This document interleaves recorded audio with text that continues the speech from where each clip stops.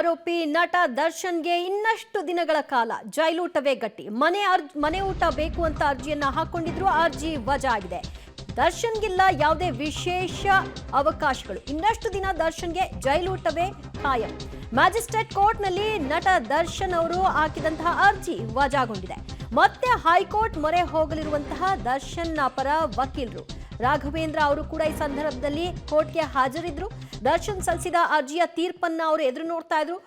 ಯಾವಾಗ ಅವರಿಗೆ ಮನೆಯೂಟಕ್ಕೆ ಅವಕಾಶ ಇಲ್ಲ, ಜೈಲೂಟವೇ ಖಾತ್ರಿ ಅನ್ನೋ ಅರ್ಜಿ ವಜಾ ಆಯ್ತೋ ಆ ಬೆನ್ನಲ್ಲೇ ಅವರು ಪ್ರತಿಕ್ರಿಯೆಯನ್ನು ಕೂಡ ಕೊಟ್ಟಿದ್ದಾರೆ. ಕಾರಣ ಹೈಕೋರ್ಟ್ಗೆ ಅವರು ಮೊದಲು ಹೋದಾಗ ಹೈಕೋರ್ಟ್ ಹೇಳಿದ್ದು ಕೂಡ ಅದೇ, ಮ್ಯಾಜಿಸ್ಟ್ರೇಟ್ ಕೋರ್ಟ್ಗೆ ಹೋಗಿ ಆಮೇಲೆ ನೋಡೋಣ ಅಂತ.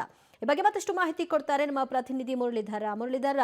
ಹೈಕೋರ್ಟ್ಗೆ ನೇರವಾಗಿ ಬರಬೇಡಿ, ಮೊದಲು ಮ್ಯಾಜಿಸ್ಟ್ರೇಟ್ ಕೋರ್ಟ್ನಲ್ಲಿ ತೀರ್ಪಾಗಲಿ, ಆ ನಂತರದಲ್ಲಿ ಹೈಕೋರ್ಟ್ಗೆ ಬರುವಂತಹ ಅವಕಾಶ ಇರುತ್ತೆ ಅಂತ ಕೋರ್ಟ್ ಕೂಡ ಹೇಳಿತ್ತು.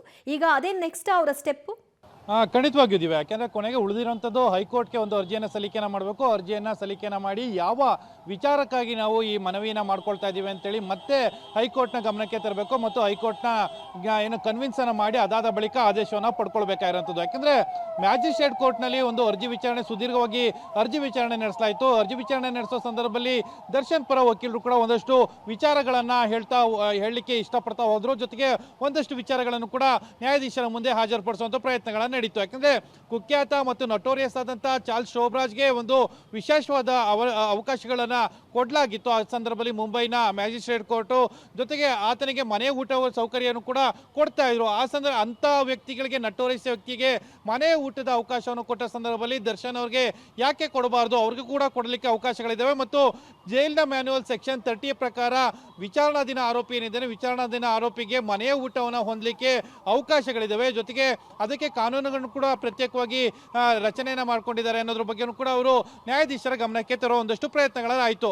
ಆದರೆ ಅದಕ್ಕೆ ಇವತ್ತು ಅರ್ಜಿ ನಿರಾಕರಣೆ ಆಗಲಿಕ್ಕೆ ಅಂದರೆ ವಜಾ ಆಗಲಿಕ್ಕೆ ಪ್ರಮುಖವಾದ ಕಾರಣ ಅಂದರೆ ದರ್ಶನ್ ಅವರು ತಮ್ಮ ಅರ್ಜಿಯಲ್ಲಿ ಉಲ್ಲೇಖ ಮಾಡಿದಂಥ ಸುಳ್ಳು ಮಾಹಿತಿ. ಯಾಕೆಂದರೆ ಅವರಿಗೆ ಅನಾರೋಗ್ಯ ಇದೆ, ಫುಡ್ ಪಾಯ್ಸನ್ ಆಗ್ತಾ ಇದೆ, ಪದೇ ಪದೇ ವಾಂತಿ ಭೇದಿ ಆಗ್ತಾ ಇದೆ. ಈ ಹಿನ್ನೆಲೆಯಲ್ಲಿ ಊಟ ಡೈಜೆಷನ್ ಆಗ್ತಾ ಇಲ್ಲ, ಅಂದರೆ ಜೈಲಲ್ಲಿ ಕೊಡ್ತಾ ಇರೋಂಥ ಊಟ ಏನಿತ್ತು ಅದು ಡೈಜೆಷನ್ ಆಗ್ತಾ ಇಲ್ಲ ಅಂತ ಹೇಳಿ ಪದೇ ಪದೇ ಹೇಳ್ತಾ ಇದ್ರು.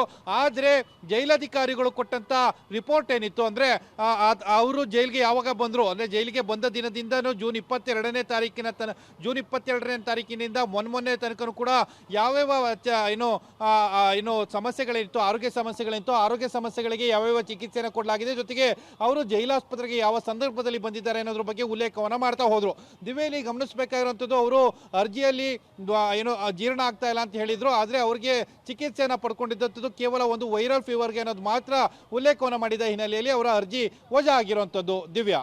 ಓಕೆ ಮುರಳಿ, ಸಂಪರ್ಕದಲ್ಲಿ